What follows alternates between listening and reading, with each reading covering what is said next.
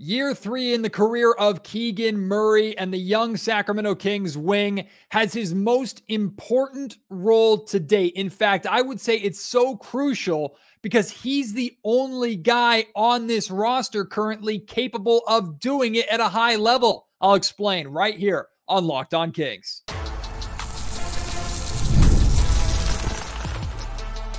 You are Locked On Kings, your daily Sacramento Kings podcast. Part of the Locked On Podcast Network, your team every day. And now, ladies and gentlemen, it is that time for another episode of Locked On Kings. Hello and welcome into Locked On Kings, your podcast hub for Sacramento Kings coverage all offseason long. Today's episode is brought to you by FanDuel. Now through September 22nd, all FanDuel customers can bet $5 and get a 3-week free trial of NFL Sunday Ticket from YouTube and YouTube TV. Visit FanDuel.com to get started. My name is Matt George. I have the privilege of being your host here. I'm a Sacramento sports anchor and reporter for ABC 10. And if you know me, if you know the Locked On Kings podcast, if you've listened to Locked On Kings over the last 2 years and some change, you'll know how big of a fan and of a believer I am in Keegan Murray. I view him the same way the Sacramento Kings view him, as a future all-star. However, that all-star status, while still possible, might be in jeopardy this season. Because typically what you do on the offensive end is what dictates whether or not you're an all-star. Keegan Murray's primary responsibilities this season are going to be on the defensive end of the floor. We're going to dive into that responsibility and why it's heavily falling upon his shoulders in a little bit. Before that, we'll continue looking at the Hoops Hype's top player rankings by position. We've done the point guards. De'Aaron Fox was 9th. We've done the small forwards with DeMar DeRozan at 8th. And we've done the centers with Domantas Sabonis at 5th. If you want to go and check out the 3 most recent episodes, we talk about that in detail, plus specific conversations around those players. Keegan Murray is on the NBA power forwards rankings. He is 14th out of the top 30 power forwards in the NBA. Now, to be completely honest with you, I had no expectations for where I wanted or hoped or expected Keegan Murray to fall on these rankings. I just expected him to be in the rankings. And I thought preferably he would be in the top half, the top 15 best small forwards in the NBA. And he barely made that cut, but I knew he belonged on this list. I had no expectations of where he was. Now let's talk about some of the guys that Keegan is ranked higher than and why I feel at least Hoops Hype got this right. He's 1 spot higher than Jabari Smith Jr. He's higher than Tobias Harris, which I completely agree with that. I definitely agree with this one. He is higher than Draymond Green by a number of spots. I think Keegan Murray has the capability to be a better defender than Draymond Green this season. We're not talking about career. We know how good Draymond Green was as a defender for the Golden State Warriors in their glory days, but we know those are behind them. Draymond Green is basically washed at this point in his career. I have no problem saying that. Keegan Murray is a way better player than Draymond Green is. Draymond Green is a black hole vacuum on offense, doesn't do anything, sometimes passes the ball and you can play run the offense through him a little bit in the high post if you want to, but the Golden State Warriors, again, offensively are not the team that they used to be. Draymond Green is not going to get nearly as many opportunities to be an anchor on the offense. And then defensively, he's solid. He's fine. The expectation this season should be that Keegan Murray is a better defender than Draymond Green. And I think Keegan Murray right now is a better defender than Draymond Green. Again, not talking about career. I'm talking about right now. So I'm happy that Keegan is ahead of Draymond on the list. Keegan's also ahead of John Collins and Cam Johnson. Also have no issue with that. Let's talk about the top 5 power forwards according to Hoops Hype. Giannis Antetokounmpo is number 1. Zion Williamson is number 2. Paolo Banchero, number 3. Pascal Siakam, number 4. Karl Anthony Towns, number 5. Now, I think when looking at that top 5, if I were to do it, I probably would have the same top 5. The order would be different. Giannis is 100% number 1. I would put Pascal Siakam and Karl Anthony Towns higher at this time than Zion and Paolo Banchero. I understand when Zion plays, he's dominant, but the whole caveat of that is when Zion plays, and that's been relatively inconsistent throughout his career. I put Zion at highest number 3.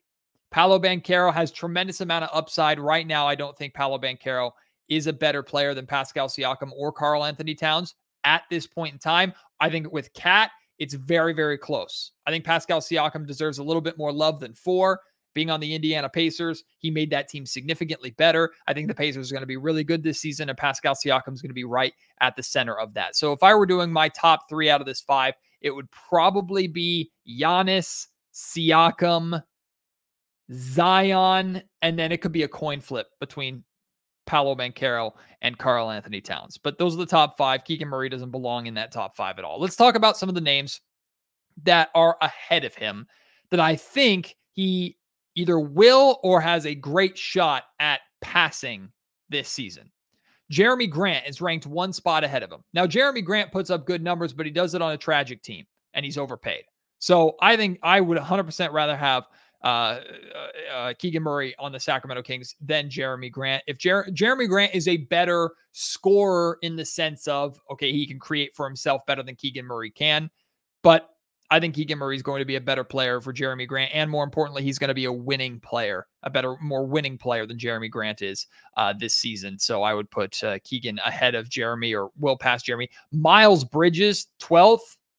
There are obvious reasons not to like Miles Bridges.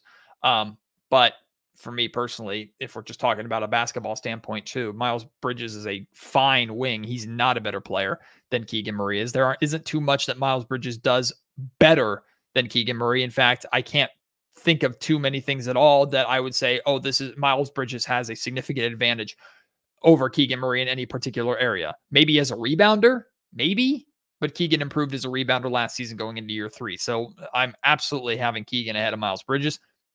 Kyle Kuzma is an interesting one. Kyle Kuzma is ranked 11th. I do think Keegan Murray will pass Kyle Kuzma, but at this point in time, I have no problem with people thinking Kuzma is the better player than Keegan. Kuzma definitely has a better ability to create his own shot and is one of the stars of a bad team in Washington. Evan Mobley, number 9. I actually like Evan Mobley a lot. I think Keegan Murray can be a more winning, impactful player than Evan Mobley is. I know he's working to still kind of fully carve out his role with that Cleveland Cavaliers team. That's just a confusing and kind of curious team in general, right? Because they're good, especially with Donovan Mitchell. Like, the Cavaliers are a good basketball team, but it just feels like something's missing with them.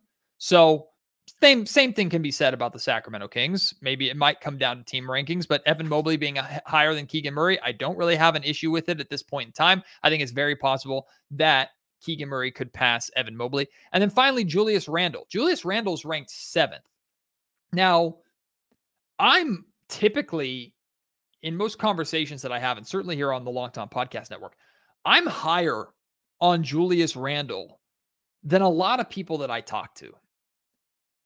That being said, it wouldn't surprise me at all if Keegan Murray, maybe this season, it might be too much to expect Keegan Murray to be a better player than Julius Randle is. The Knicks are going to be a really, really good basketball team, but I think they're going to be a really, really good basketball team despite Julius Randle. He'll help them, sure, but if Julius Randle were to not play because of injury or were to be traded, I don't think the New York Knicks would miss too much or skip too much of a beat. Meanwhile, the Sacramento Kings, as we're going to get into, are going to be super reliant on Keegan Murray this season. Also, I'm not sure if you saw, not that it matters too much because the things that Patrick Beverley says are most of the time dumb, but Patrick Beverley said on his podcast that he wants the Sacramento Kings to go after Julius Randle. A few years ago, as some of you podcast listeners may know, I would have been excited by that. I like the idea of Julius Randle in Sacramento. That was before Keegan Murray came to town. There's no need for Julius Randle in Sacramento. Makes no sense. He's overpaid. And it would make absolutely no sense for the Sacramento Kings to go out and get Julius Randle because he would come in and he would replace Keegan Murray. He would take Keegan Murray's spot. And like I said, I'm picking Keegan Murray for this team right now. And I think Keegan Murray will be a better player than Julius Randle is in a year or two. But we're going to dive into the massive, massive responsibility on the shoulders of Keegan Murray this season. He will really make or break Sacramento's defense. That's a little teaser, and we're going to dive into it more here in just a second. Before that, though, like I said at the top of the show, today's episode of the Locked On Kings podcast is brought to you by FanDuel. I've been telling you about this deal for a couple of weeks now, and I'm going to continue to encourage you to check it out and take advantage of this offer. Right now, FanDuel, America's #1 sportsbook, has something completely different for everybody, not just new users, not just someone who signs up and enters a promo code for the first time. If you go onto FanDuel, have a current account or a new account, whatever, and you bet $5 now through September 22nd on anything, it could be literally anything, bet $5, you will get a 3-week free trial of NFL Sunday Ticket from YouTube and YouTube TV. That is an incredible deal, an incredible offer, and it's not like you're paying $5 to get this 3-week trial. You have a chance to use that $5, win a bet, make money, and get the free trial on top of that. Then with a YouTube TV base plan, you'll be able to watch every regular season Sunday afternoon out of market game. All you need is a Google account and a current form of payment, and you can cancel anytime. Visit FanDuel.com and download America's #1 sportsbook today. All right, let's talk about Keegan Murray's massive responsibility this season. Before that, though, some context around the offensive side of the ball. DeMar DeRozan's arrival in Sacramento, a lot of people think that's going to have a negative impact on Keegan Murray, at least offensively. I, for the most part, disagree because I don't think Keegan Murray playing with DeMar DeRozan can ever be a bad thing. I also don't buy into it all DeMar DeRozan in any kind of way slowing down or hindering Keegan Murray's development. It's going to be the exact opposite. Keegan getting to work with DeMar every single day, as well as the hopefully increased success that the Sacramento Kings have, maybe a deeper playoff run, and Keegan Murray getting that opportunity and that experience, it's only going to make him better. So I do not subscribe at all to the idea of DeMar DeRozan hurting Keegan Murray's development. However, DeMar DeRozan's arrival takes a lot of the pressure offensively off of Keegan. And I know we talked about this before, to where last season Keegan came in and the Sacramento Kings needed him to make a jump offensively, needed him to show he could be more of a 3-level scorer who could create for himself.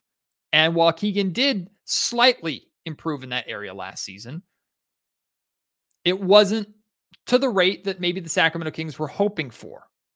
Now, that does not mean that he's a bad player, he's behind schedule, he's overrated, or he's not capable of being the player that the Sacramento Kings think he can be. Guys, he's just going into year 3. But with the addition of DeMar DeRozan now, you have a not just more experienced go-to scorer and shot creator, you have one of the best in the league joining you with DeMar DeRozan. So some of that pressure is taken off of Keegan. Now, the Kings are still going to need him to be a high-end shooter. They need him to be a high-end shooter, right? He's still going to be essential offensively, spacing the floor. They are going to rely on him for some big performances throughout the season, nights where he has to step up and kind of carry the load a little bit. And when the Kings make the playoffs, they're going to need him to step up offensively at times in the playoffs as well. But Keegan's primary role on the Kings this season is massive. It cannot be understated. Year 3, Keegan's already been thrown into the fire a couple of times. Now the temperature's getting turned up because Keegan needs to become one of the elite 3-and-D wings in the NBA.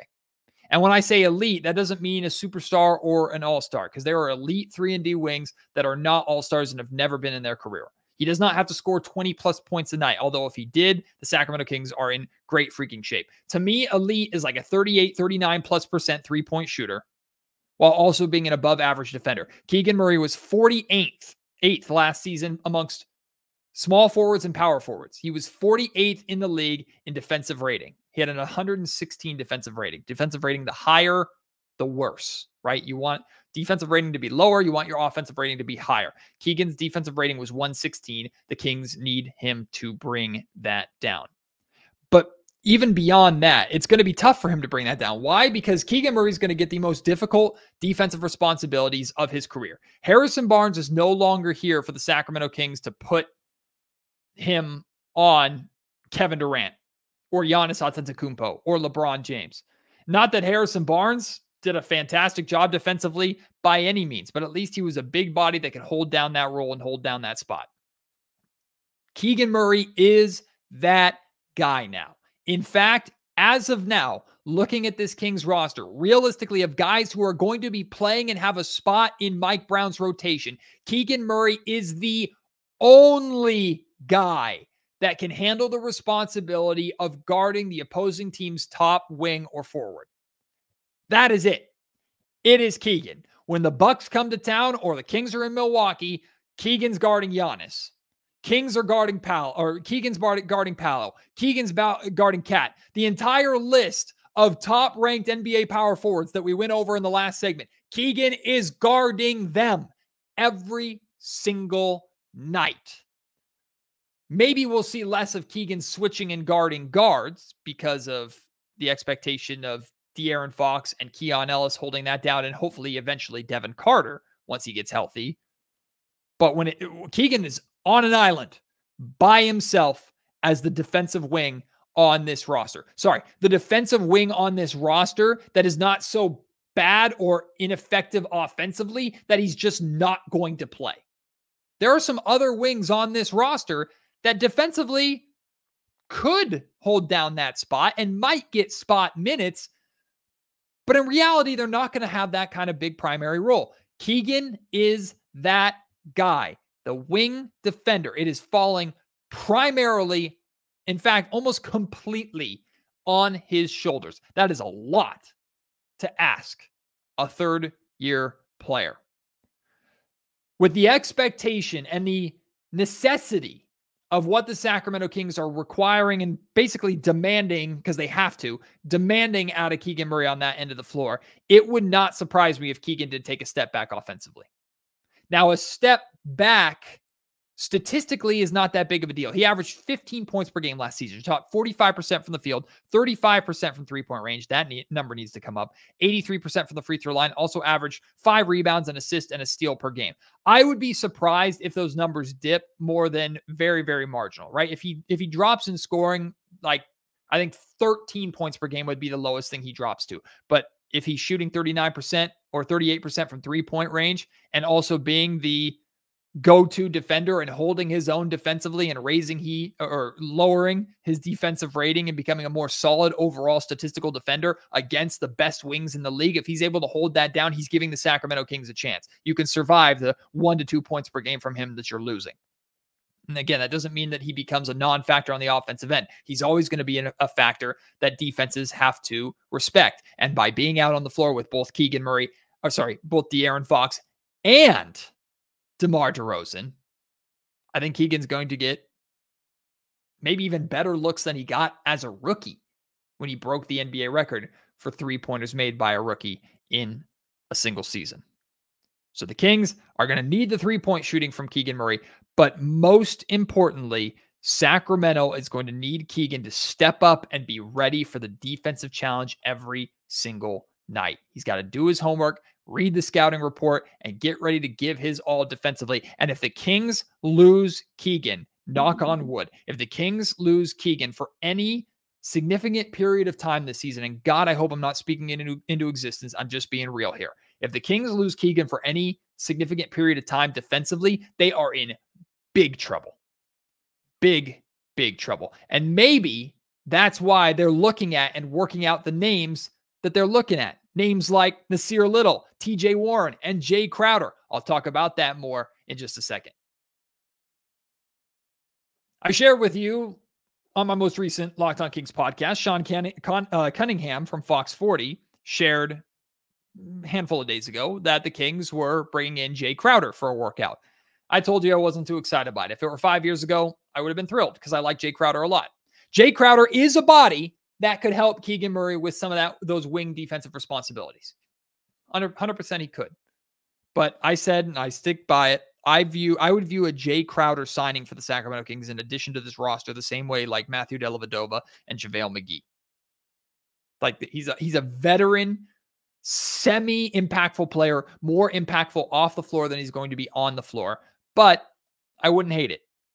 I also wouldn't hate the idea of these other two, Nasir Little and TJ Warren. Now, TJ Warren has good defensive capabilities. He's got good size, good length. Offensively is what he's a little more known for, specifically the great season that he had in Indiana where he averaged like 19 or 20 points per game. Remember when he was like a superhero in the bubble for the Indiana Pacers, right? TJ Warren is a good player. He's been a journeyman, dealt with injuries and stuff, and has never really gotten back to that level. I'm excited by TJ Warren. I think Nasir Little makes a lot of sense for the Sacramento Kings too. Nasir Little strikes me as a guy that Mike Brown would love. So what this tells me with the Kings working out these three guys, what this tells me is that they know they need to get Keegan some help. I mean, it's pretty obvious, period, that this team needs more wing depth, but defensive wing depth is what this team is looking for. Nasir Little makes a lot of sense, right? 24-year-old, so he's on the younger side, small forward, power forward, so kind of a combo forward. He's tall, or decently tall. He's 6'5", so he's a little more on the smaller side than Keegan is. So I suppose I think Nasir Little makes a lot of sense for the skill set that he brings to the Sacramento Kings. And specifically, again, I think Nasir Little is a guy that Mike Brown would be interested in or would like. But is Nasir Little capable of helping Keegan Murray guard a Giannis or a LeBron? Yeah, maybe I'm not feeling too good about that. Jay Crowder out of these three names might be the best guy for that role, but Jay Crowder, not that he's old because he's younger than DeMar DeRozan. At this point in his career, I'm not expecting too much on that end. But any three of these guys or all three of these guys get an invite to training camp, I have zero issue with it. The Kings need help. Keegan needs help. And if they go and again, if they're looking at guys to potentially help that are available right now in that area, these are three good names to take a look at. We officially got the announcement that the Sacramento Kings in their 40th anniversary season here in Sacramento, they're bringing back the 2002 to 2008 purple jerseys with Sacramento across the front. They announced it with a great video that I posted on my Twitter at @MattGeorgeSac. You can check it out of Mike Bibby and Doug Christie coming together and putting the purples back on. It's an awesome video. Of course, those two are Sacramento Kings legends. We love those two. Mike Bibby accidentally kind of sort of leaked these jerseys on Instagram and then deleted the post a couple, like maybe a little over a week ago or so. And we have some fun on it with it on an earlier episode of Locked On Kings. I love it. I love it so much. I love these jerseys. They look so clean. You know me, I kind of get off your lawn, old man, about the amount of times that the Sacramento Kings go away from their purple and their history and their main colors. So I love that they're bringing this jersey back. It's going to be hard for me to convince my wife to let me spend the money that I want to spend on getting like a Fox one and a Sabonis one and a Keegan Murray one and a DeMar DeRozan one, right? These jerseys are so clean. Go and check out that video. I'm very excited. These jerseys will actually debut. The Sacramento Kings will actually wear them for the first time on November 24th against the Brooklyn Nets. And I think they'll have them for a handful of games, like 12 to 16 games. They'll wear them or something like that. I love them. I love this classic edition jersey for the Sacramento Kings. Very excited about them, and definitely going to be spending some money, a little bit of money to buy them. I don't think they're available to buy until like October 10th or early October or something like that. But go and check out that video with Mike and Doug wearing the jerseys and debuting the jerseys. It's a pretty fun, cool, nostalgic video to enjoy. All right, I want to hear your thoughts now. Your confidence level in Keegan Murray in this new defensive role. It's not really new, but this significant defensive role that is now falling on his shoulders. Your thoughts on where he ranks amongst NBA power forwards. Your thoughts on Nasir Little, TJ Warren, Jay Crowder. Do you like any of the three of them to join the Sacramento Kings? Do you have another name in mind that's potentially available for the Kings to go out and get? Clearly, they're looking for veterans. I think that's the right move to make. None of these guys are going to cost that much money anyway. They're probably going to be league minimum deals too, so we don't have to worry about too many financial implications. But again, I say give them invites to training camp. Let them be at the very least, a voice for this team in the couple of weeks that training camp goes on. And if any of them impress, sign them to a full-on deal. Sign them to a 1-year deal, bring them in, have them give Keegan a little bit of relief on the defensive side of the ball. Appreciate your support. As always, we still have one more player to talk a lot about. That's Malik Monk. Where does Malik Monk fall in the top NBA shooting guards list by Hoops Hype? We'll talk about that. Plus, we'll kind of start the conversation of Malik Monk as a six-man still, Malik Monk as a starter. That's going to be a major topic of conversation for us when we get into the real thick of training camp. We're going to be talking about that a lot. Plus, I want to talk about trade deadline targets for the Kings to potentially keep their eye out for. Some players that are on some teams that maybe could be available, or maybe even some players right now that aren't available, that depending upon what happens with their respective teams and with their seasons, they could become available for the Kings if they want to go all in at this trade deadline for a deep playoff push. Some names to keep in mind, some names to keep an eye on or have on your radar. We'll dive into that this week on Locked On Kings as well. Appreciate your support as always. Can't wait to have you join me on the next episode of the Locked On Kings podcast. Until then, my name is Matt George. You've been listening to Locked On Kings, part of the Locked On Podcast Network.